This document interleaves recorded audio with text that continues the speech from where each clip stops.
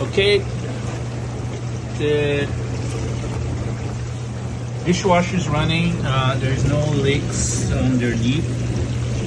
All the connections here looks good, but there was this piece which is part of the package on the.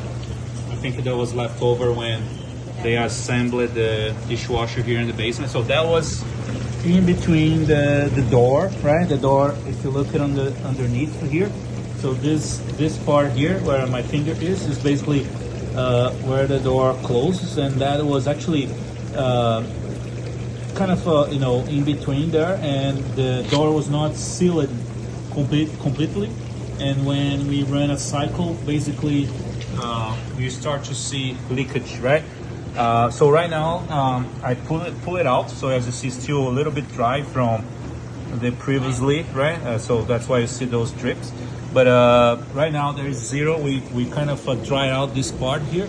There is nothing dropping right now or leaking. And I guess we're gonna let that run for the end of the cycle, and if all goes well, I'm gonna put that back and run another cycle. Stand by.